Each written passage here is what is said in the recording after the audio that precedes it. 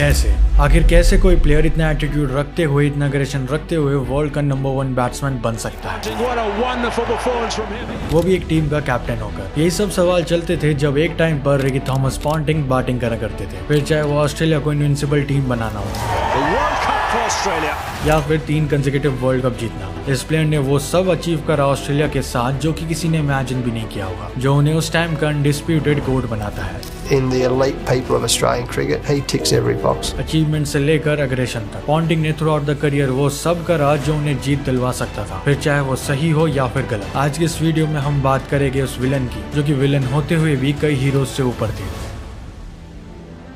अगर उनके domestic career की बात करें तो उनका फर्स्ट क्लास डेब्यू 1992 में तस्मानिया की तरफ से हुआ था और वो तस्मानिया की तरफ से डेब्यू करने वाले यंगेस्ट ऑस्ट्रेलियन बन जाते हैं। बट ये तो सिर्फ शुरुआत थी, जहां पे एक तरफ Australian team Shane Warne, Steve Waugh और ग्लेन मैकग्राथ जैसे टैलेंट्स खोज के निकल रही थी, वहां असली विलन का आना तो भी बाकी था। अपने शानदार डोमेस्टिक सीजन की वजह से उनका इंटरनेशनल डेब्यू 15 फरवरी 1995 को साउथ अफ्रीका के खिलाफ होता है और आते ही वो 1 रन पे आउट हो जाते हैं। ये डिसमिसल मानो उन्हें कहीं ना कहीं चुभ सा गया था, और ऐसा हो भी क्यों ना, हर खिलाड़ी के लिए अपना डेब्यू गेम सबसे इंपॉर्टेंट होता है, लेकिन ऑस्ट्रेलियन सेलेक्टर्स को उन पे अब भी भरोसा था और वे पॉन्टिंग के पोटेंशियल को अच्छे से पहचानते थे। उस डेब्यू के बाद पॉन्टिंग ने मानो डिसाइड ही कर लिया था कि ओडीआई डेब्यू तो ना सही, लेकिन टेस्ट डेब्यू में वो अपने आप को डिसअपॉइंट नहीं करेंगे, और कुछ वैसा ही होता है। उसी साल के एंड में दिसंबर में रिकी पॉन्टिंग अपना टेस्ट डेब्यू भी कर लेते हैं, वो भी श्रीलंका के खिलाफ। एंड इस बार बात कुछ अलग थी, उन्होंने नंबर 5 पे बैटिंग करते हुए उस टाइम की प्राइम श्रीलंकन टीम के खिलाफ 96 रन मारे थे। ऑल्दो वो अपनी सेंचुरी लगाने से चूक गए थे, लेकिन वो test debut one of the best test debut था किसी भी खिलाड़ी के लिए। ये सिलसिला यहाँ नहीं रुका, उनका पूरा इनिशियल करियर यानी 1995 से 1999 तक कुछ ऐसा ही रहा, जहाँ अगर बात हो स्लेजिंग की या फिर अग्रेशन की, पॉन्टिंग वो सब धीरे धीरे एस्टैब्लिश करते जा रहे थे। उन्होंने अपनी पहली ओडीआई सेंचुरी भी श्रीलंका के खिलाफ उसी सीरीज में मारी, जहाँ उन्होंने 123 रन की शानदार नॉक खेली थी। शुरू के 1-1.5 साल में सभी बॉलर्स को पता चल चुका था कि कोई बैट्समैन डरे या ना डरे, रिकी पॉन्टिंग तो नहीं डरने वाले हैं। इस सब के बाद देखते देखते क्रिकेट का सबसे बड़ा इवेंट आ जाता है, 1996 विल्स क्रिकेट वर्ल्ड कप। हाँ, वही वर्ल्ड कप जो कि कुछ कंट्रोवर्सीज की वजह से जाना जाता है एंड बाकी अंडरडॉग श्रीलंका की वजह से। बट इस सब के बावजूद हम ऑस्ट्रेलियन क्रिकेट टीम को इनकार नहीं कर सकते, जो कि उस टूर्नामेंट की फेवरेट भी थी, जो कि 9 साल बाद वर्ल्ड कप फाइनल में गई थी, लेकिन वर्ल्ड कप जीतने के आखिरी पड़ाव पर आकर वो नहीं जीत पाई। उस टूर्नामेंट में रिकी पॉन्टिंग ने as a middle order batsman काफी अच्छा परफॉर्म किया। अपने खेले गए 6 मैचेस में पॉन्टिंग ने टोटल 239 रन स्कोर करे, जिसमें उनकी वेस्ट इंडीज के खिलाफ लगाई maiden World Cup century भी शामिल थी। बट इस सब के बावजूद पॉन्टिंग ने नॉकआउट्स में कुछ खास परफॉर्म नहीं करा। क्वार्टर फाइनल में न्यूजीलैंड के खिलाफ उन्होंने 31 रन स्कोर करे, लेकिन सेमीफाइनल में उन्हें डक का सामना करना पड़ा, और फाइनल्स में भले ही उन्होंने ऑस्ट्रेलियन टीम के लिए सेकंड हाईएस्ट रन बनाए हो, लेकिन उसका कुछ भी फायदा ना हो सका, बिकॉज ऑस्ट्रेलिया वो फाइनल श्रीलंकन टीम से हार गई, जो कि उस वर्ल्ड कप में टॉप टीम के कंपैरिजन में अंडरडॉग्स कंसिडर करी जा रही थी। फाइनल में अपनी टीम को हारता देख पॉन्टिंग ने एक चीज तो डिसाइड कर ली थी कि अगर जीतना है तो अपोजिशन को केवल आउट प्ले करना पड़ेगा। इसका नतीजा हमें आने वाले 3 वर्ल्ड कप में साफ साफ देखने को मिला। 24 जुलाई 1997 इस दिन रिकी पॉन्टिंग अपना एशेज में डेब्यू करते हैं। उस टाइम की एशेज आज के एशेज के मुकाबले काफी डिफरेंट थी। ऑस्ट्रेलिया पिछले 8 साल से एशेज डोमिनेट कर रही थी, लेकिन इस बार चैलेंज काफी टफ था पॉन्टिंग और ऑस्ट्रेलिया दोनों के लिए, जहां पे एक तरफ पॉन्टिंग इस हिस्टोरिक सीरीज में डेब्यू करने जा रहे थे, वहीं दूसरी तरफ ये सीरीज इंग्लैंड में थी, और इंग्लैंड में एशेज जीतने से अच्छी और क्या बात हो सकती है। 3 टेस्ट हो जाते हैं और सीरीज 1-1 की बराबरी पर खड़ी थी। तभी 4th टेस्ट जो कि लीड्स में खेला जा रहा था, वहां पॉन्टिंग अपना डेब्यू करते हैं एंड 127 रन की शानदार इनिंग खेल के अपनी एशेज डेब्यू पे एक सेंचुरी ठोक देते हैं। उनके ओडीआई डेब्यू का फेलियर उन्हें इतना आगे ले जाएगा, इसकी किसी ने भी कल्पना नहीं करी थी। उनकी इस इनिंग की वजह से ऑस्ट्रेलिया 4th टेस्ट को जीत जाती है एंड ओवरऑल सीरीज को अपने नाम करती है बाय 3-2। 1999 तक आते आते रिकी पॉन्टिंग ने 11 सेंचुरीज जड़ दी थी, जो कि ऑलरेडी काफी अच्छा नंबर था। हालांकि पूरे वर्ल्ड में वो उस टाइम पे उतना ऊपर नहीं थे, लेकिन वे ऑस्ट्रेलिया का फ्यूचर प्राइड देखे जा रहे थे। देन आता है आईसीसी वर्ल्ड कप 1999। यही वो वर्ल्ड कप है जहां से ऑस्ट्रेलिया की वन साइडेड डोमिनेंस स्टार्ट हो गई, जहां से ऑस्ट्रेलिया को एक हीरो मिला जो कि पूरी दुनिया की नजरों में विलन बनने वाला था। उस वर्ल्ड कप को ऑस्ट्रेलिया ने फाइनली अपने नाम करा था, जब फाइनल में उन्होंने पाकिस्तान को वन साइडेड तरीके से हराया। पॉन्टिंग उस वर्ल्ड कप में कोई सेंचुरी तो नहीं लगा पाए, लेकिन अपने खेले गए 10 मैचेस में 354 रन मारकर वो उस टूर्नामेंट के 7th हाईएस्ट रन गेटर बने थे। उस वर्ल्ड कप में players like Steve Waugh and mark वो उस लिस्ट में पॉन्टिंग के ऊपर थे, बट वो दोनों ऑलमोस्ट अपने करियर के एंड में थे। थे। और वहीं से आगाज होता है पॉन्टिंग की ऑस्ट्रेलियन टीम का, वही ऑस्ट्रेलियन टीम जिसने हार शायद ही टेस्ट करी हो और जिसे जीतने के अलावा कुछ और नहीं आता था। अगर हम क्रिकेट में थोड़ा पीछे जाए तो हमें रिकी पॉन्टिंग का एरा साफ साफ दिख जाएगा, जहां उन्होंने अपनी टीम को एज अ कैप्टन टॉप पे लाके छोड़ दिया था। रिकी पॉन्टिंग का एरा 1999 से 2003 के बीच कंसिडर किया जाता है। हालांकि उन्हें ओडीआई टीम की कैप्टनसी 2002 और टेस्ट टीम की कैप्टनसी 2004 में मिली थी, लेकिन उनका कंट्रीब्यूशन और इन्फ्लुएंस टीम में अनमैचेबल हो गया था। इस पीरियड के दौरान ऑस्ट्रेलिया टेस्ट एंड ओडीआई दोनों में डोमिनेट कर रही थी। अगर टेस्ट सीरीज की बात करी जाए तो ऑस्ट्रेलिया ने कई सीरीज जीती। फॉर एग्जाम्पल 2002-3 एशेज, जहां ऑस्ट्रेलिया 4-1 से जीती थी। भले ही ऑस्ट्रेलिया इंडिया से 2001 की बॉर्डर गावस्कर ट्रॉफी हार गई हो, लेकिन वो सीरीज पहली बात तो इंडिया में थी। ऊपर से इंडिया ने एपिक कमबैक दिया था पहले टेस्ट हारने के बाद, जिसकी बात हम किसी और वीडियो में कर सकते हैं। और इस बात में कोई डाउट नहीं है कि उस सीरीज से पहले ऑस्ट्रेलियन टीम 16 टेस्ट लगातार जीत के आ रही थी। उन सीरीज में रिकी पॉन्टिंग ने कमाल की बैटिंग करी थी और फील्ड में अलग ही एटीट्यूड रखा था। उस वक्त तक ऑस्ट्रेलिया की डोमिनेंस इतनी स्ट्रांग हो गई थी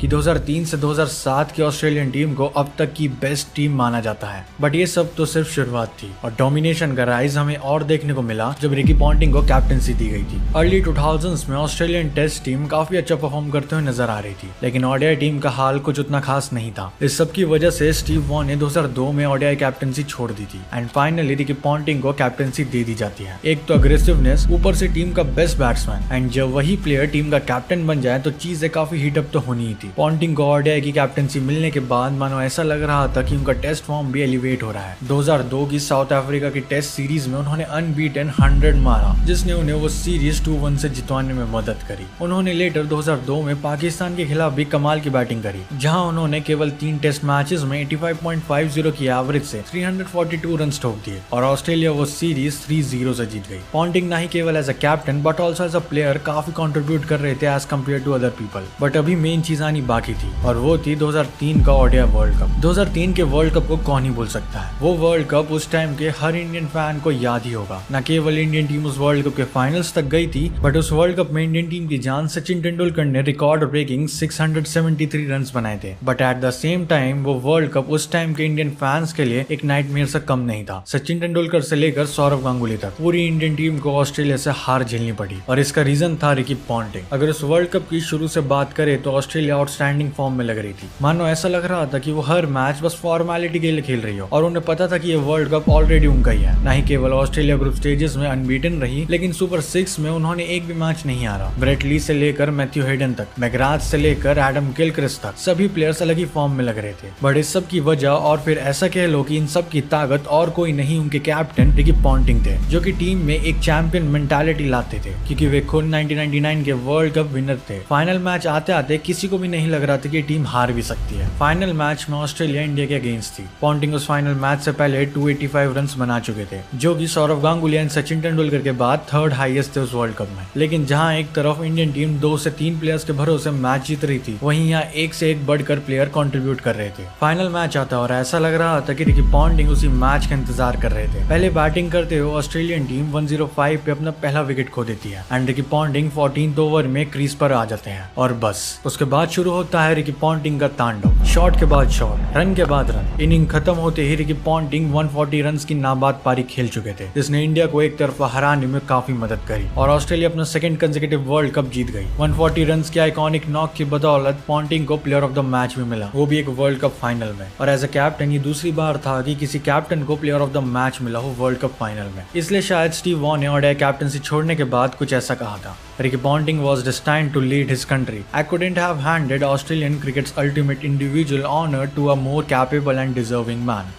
रिकी पॉन्टिंग 2004 से 2006 तक अपनी प्राइम फॉर्म में थे और ये कहना गलत नहीं होगा कि उन्हें 3 से 4 साल में पॉन्टिंग ने अपोजिशन को सबसे ज्यादा धोया। उन्होंने इस पीरियड के दौरान 65 टेस्ट इनिंग्स में 3574 रन तक मारे, जो कि किसी भी प्लेयर के द्वारा उस टाइम के हाईएस्ट थे। इसमें 13 सेंचुरीज और 15 हाफ सेंचुरीज भी शामिल थी एंड कलेक्टिव एवरेज 65 का था। ये स्टैट्स देखने में इतने अमेजिंग है कि अगर आप उसी पीरियड के दौरान द ग्रेट सचिन तेंदुलकर के स्टैट्स देखोगे तो उनकी कहानी कुछ और ही है। सचिन ने उस पीरियड में 47 टेस्ट इनिंग्स में 1626 रन बनाए थे with 4 centuries and 6 half centuries with a collective average of 39.6। यानी पॉन्टिंग उस एरा में सभी बैट्समैन को अपने पीछे छोड़ चुके थे और ऐसा ही कुछ उनकी कैप्टेंसी में भी दिखाई दे रहा था। लेकिन इन सब के बावजूद पॉन्टिंग एक कंट्रोवर्शियल प्लेयर थे। अपने एग्रेशन की मदद से उन्होंने जितनी ग्लोरी अचीव करी थी उतने कंट्रोवर्सीज भी उस फेस में शामिल थे। पॉन्टिंग का रूड बिहेवियर और एग्रेशन कई बार फील्ड में मुश्किलें खड़ी कर देता था। लेकिन पॉन्टिंग ने कितनी बार आईसीसी कोड ऑफ कंडक्ट को तोड़ा ये तो पॉन्टिंग को भी याद नहीं होगा। इसी पीरियड के दौरान उन्होंने ऑस्ट्रेलिया को एक चैंपियंस ट्रॉफी भी जितवाने में मदद करी, वो भी 2006 में। Well I just check that 94% लोगों ने चैनल को सब्सक्राइब तक नहीं किया है। सो इफ तुम्हें ये वीडियो पसंद आ रही है देन चैनल को सब्सक्राइब करना मत भूलना, बिकॉज और भी बढ़िया कंटेंट आने वाला है। अब इस दौरान उनके कुछ इंसिडेंट और कंट्रोवर्सीज के बारे में देखते हैं। 1999 की शुरुआत में खबर आती है कि पंटर यानी रिकी पॉन्टिंग किसी क्लब की एक सीरियस कंट्रोवर्सी में शामिल थे। उनकी क्लब में एक सीरियस लड़ाई हो गई थी जिसकी वजह से उन्हें काफी चोट भी लगी थी। इस अग्रेसिव बिहेवियर की वजह से आईसीसी ने उन्हें 3 मैच के लिए सस्पेंड तक कर दिया था। और उसी इंसिडेंट की खबर आने के बाद पंटर का गैम्बलिंग को लेकर शौक पूरी दुनिया के सामने आया था। जहां एक तरफ ऑस्ट्रेलिया ने 2003 में वर्ल्ड कप की काफी खूबसूरत जीत सेलिब्रेट करी थी, वहीं 2005 में उन्हें उतनी ही बड़ी एक हार का सामना करना पड़ा था। एशेज 2005 को तो हम सभी जानते हैं, जहां दोनों ही टीम्स ने जी जान लगा दी थी उस सीरीज को जीतने में। ऑस्ट्रेलिया एंड रिकी पॉन्टिंग के कंटिन्यूस एफर्ट के होने के बावजूद 1-0 की लीड खोकर ऑस्ट्रेलिया वो सीरीज 2-1 से हार गई और पूरा इंग्लैंड उस जीत से झूम उठा, क्योंकि इंग्लैंड पूरे 18 साल बाद कोई एशेज जीता था। और ये सब हुआ था रिकी पॉन्टिंग की कैप्टेंसी के अंडर। वो हार इतनी कड़वी थी कि पॉन्टिंग ने अपना टेम्पर इतनी बुरी तरह से लूज कर दिया कि वो मोमेंट आज भी एक कंट्रोवर्सी होल्ड करता है। ये बात है 4 टेस्ट मैच की, जहां सीरीज 1-1 की लेवल पर थी। तभी पॉन्टिंग जो कि 48 के स्कोर पर बैटिंग कर रहे थे, वो इंग्लैंड के सब्स्टिट्यूट फील्डर गैरी पैट से रन आउट हो जाते हैं। वो रन आउट तो अपने आप में कंट्रोवर्शियल तो था ही, लेकिन पॉन्टिंग का विकेट भी काफी इंपॉर्टेंट था। तो इसी सब में अंपायर उन्हें आउट दे देते हैं और पवेलियन लौटते वक्त वो इंग्लैंड के कोच डंकन फ्लेचर को बहुत उल्टा सीधा बोल देते हैं, जिसकी वजह से उन्हें 75% की मैच फीस का फाइन भी लगता है। एक कैप्टन से ऐसा बिहेवियर किसी और टीम के कोच के प्रति किसी ने भी एक्सपेक्ट नहीं किया था। देन आता है one of the biggest controversial moment, 2008 का मंकी गेट स्कैंडल, जो कि आप में से कई लोगों को याद भी होगा। इसके ऊपर हमने ऑलरेडी एक सेपरेट वीडियो बना रखी है, जिसको आप आई बटन पे क्लिक करके देख सकते हो, वरना लिंक डिस्क्रिप्शन में मिल जाएगा। उस स्कैंडल की बैक स्टोरी ही कहीं ना कहीं उस टेस्ट मैच में छुपी हुई थी, जहां इंडियन टीम का लाख एफर्ट्स करने के बावजूद इंडिया वो टेस्ट मैच दुनिया की वर्स्ट अंपायरिंग की वजह से हार गई। उस सब के बीच एक ऐसा भी इंसिडेंट हुआ था जहां बैट्समैन का डिसमिसल काफी डाउटफुल था। तभी अंपायर ने फील्डर की तरफ जो कि पॉन्टिंग थे उनसे डायरेक्टली पूछा कि वो आउट है या नहीं, एंड पॉन्टिंग ने अंपायर को उंगली ऊपर उठाते हुए साफ साफ आउट देने के लिए कहा, एंड अंपायर भी उस डिसीजन को आउट डिक्लेयर कर देते हैं। कमेंट्री बॉक्स में बैठे हुए सुनील गावस्कर इतना भड़क गए कि उन्होंने रिकी पॉन्टिंग एंड अंपायर को काफी क्रिटिसाइज भी करा। लेकिन ऐसे ही थे Ricky Ponting, controversies and aggression से भरे हुए। देखते ही देखते 2007 का वर्ल्ड कप आ जाता है, और ये कहना गलत नहीं हो कि इस वर्ल्ड कप को भी ऑस्ट्रेलिया सिंगल हैंडेडली डोमिनेट करती है। लेकिन इस बार बात कुछ और ही थी, जहाँ पे 2003 में ऑस्ट्रेलिया का हर एक प्लेयर फॉर्म में था और यंग भी था। वहीं पे 2007 आते आते प्लेयर की एवरेज एज 34-35 हो चुकी थी। पॉन्टिंग को 33 इयर्स के हो चुके थे, लेकिन इतनी एज में मानो उनका फॉर्म और भी बढ़ता जा रहा था। स्कॉटलैंड के खिलाफ पॉन्टिंग उस वर्ल्ड कप में पहली सेंचुरी लगाते हैं और शानदार तरीके से अपने एक और वर्ल्ड कप का आगाज करते हैं। ऑस्ट्रेलिया इस बार भी बिना कोई मैच हारे वर्ल्ड कप जीत जाती है और Ponting 3rd consecutive world cup अपने नाम करते हैं। ऑस्ट्रेलिया के प्लेयर ग्लेन मैकग्राथ उसके बाद इंटरनेशनल क्रिकेट से रिटायरमेंट लेने का फैसला करते हैं और उस वर्ल्ड कप के मैन ऑफ द टूर्नामेंट भी बन जाते हैं। 2007 का वर्ल्ड कप जीतने के बाद ऑस्ट्रेलियन टीम के वर्ल्ड कप में विनिंग स्ट्रीक 29 तक पहुंच चुकी थी, यानी ऑस्ट्रेलियन टीम ने 29 वर्ल्ड कप मैचेस लगातार जीते थे। But as a captain Ricky Ponting अपना 2nd वर्ल्ड कप जीत चुके थे, एंड एज अ कैप्टन ये करने वाले वो दूसरे खिलाड़ी बन चुके थे। ये सिलसिला 2009 की चैंपियंस ट्रॉफी तक चला, जहां उन्होंने न्यूजीलैंड को हराकर 2009 की चैंपियंस ट्रॉफी भी अपने नाम करी। रिकी पॉन्टिंग की एज कैप्टन वो 4th आईसीसी ट्रॉफी थी, एंड उन्होंने अपनी लीडरशिप और बैटिंग की वजह से ऑस्ट्रेलियन टीम को न्यू हाइट्स तक पहुंचा दिया था। वो अच्छे प्लेयर होने के साथ साथ एक आउटस्टैंडिंग फील्डर भी थे।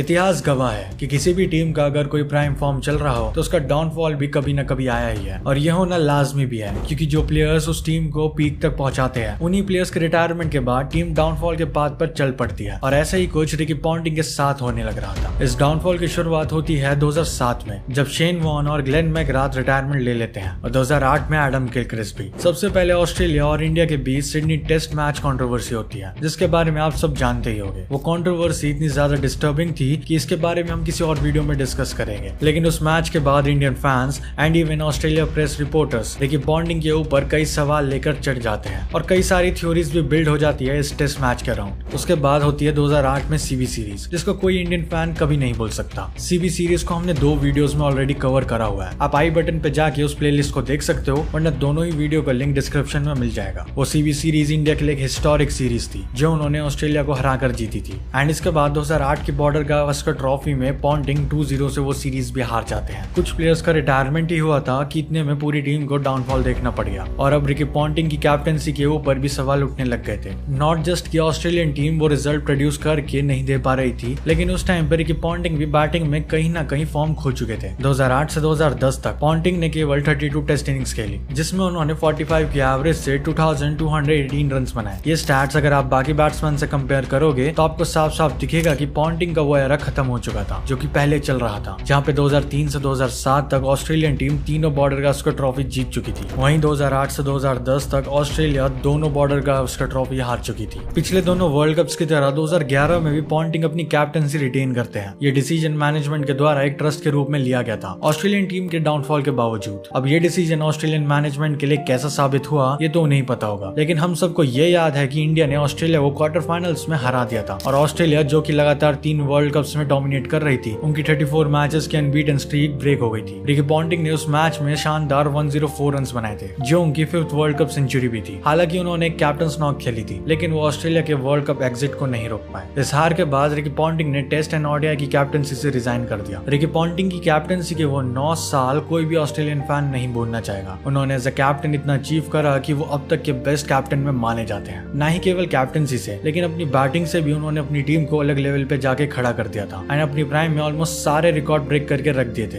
2012 में उन्होंने साउथ अफ्रीका के खिलाफ अपना आखिरी टेस्ट मैच खेला और अपने इस लेजेंडरी करियर को एंड करने का डिसाइड किया। इन 10 से 12 सालों में रिकी पॉन्टिंग ने जो लेगेसी डिफाइन करी थी वो नेक्स्ट लेवल थी। 2 वर्ल्ड कप्स और 2 चैंपियंस ट्रॉफी और भी पता नहीं क्या क्या अचीव करा था रिकी पॉन्टिंग ने। न केवल पॉन्टिंग ने अपने एरा में डोमिनेट करा, लेकिन आने वाले एरा के लिए भी प्लेयर्स को तैयार किया, like Shane Watson, Mitchell Johnson and Michael Clarke. और जिसका रिजल्ट हम आज भी देख सकते हैं कि 2011 के वर्ल्ड कप की डिफीट के बाद कैसे 2015 का वर्ल्ड कप ऑस्ट्रेलिया जीत गई विदाउट द लेजेंड्स। और उस वर्ल्ड कप विन में वही प्लेयर शामिल थे जो कि पॉन्टिंग के एरा में नर्चर हुए थे। वेल, ये थी रिकी पॉन्टिंग की कहानी। अगर पाकिस्तानी कोच बॉब वुलमर की डेथ के बारे में वीडियो देखना है तो इस वीडियो पर क्लिक करो। अगर 1992 के वर्ल्ड कप कंट्रोवर्सी के बारे में जानना है तो इस वीडियो पर। Thanks for watching.